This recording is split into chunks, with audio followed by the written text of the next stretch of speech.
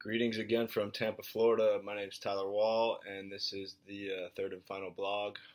Today's subject is neoevolutionism.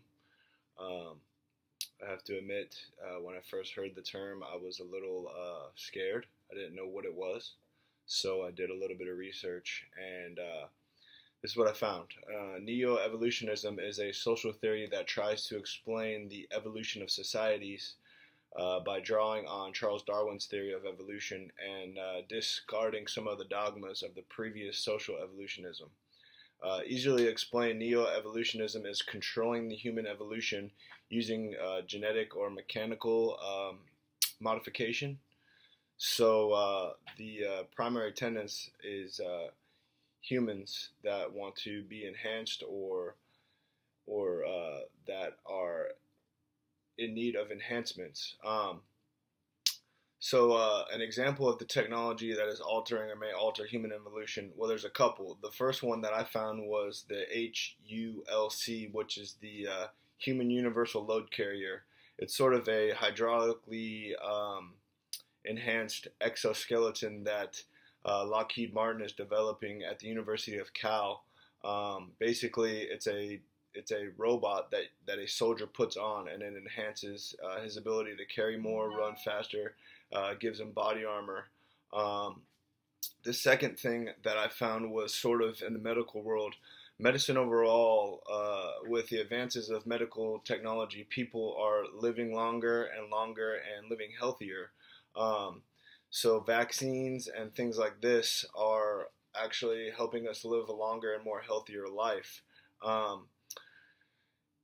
Another part of neoevolution could be the fact that you can now reproduce when you were unable to. You can get artificially inseminated via in utero, and you can have a baby.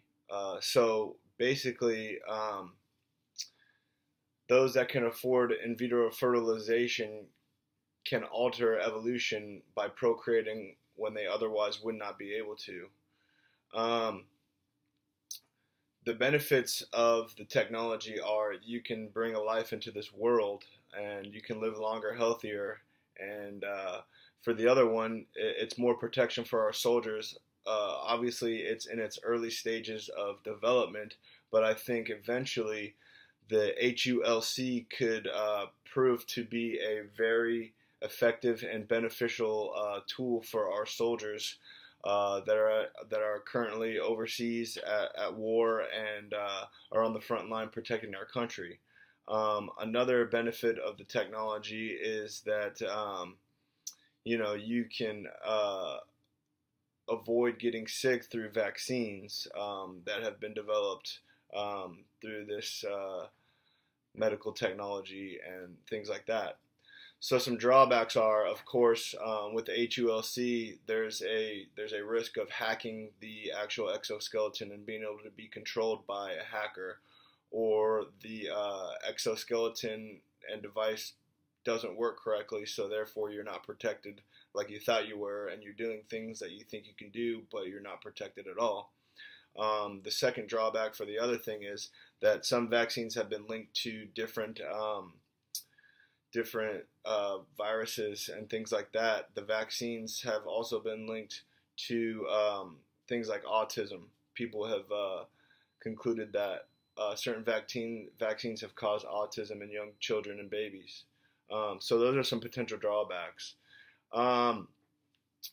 The ethical implications of neoevolutionism. Well, think about you're potentially putting people's lives in danger by using different things like the HULC could potentially put a soldier's life in danger.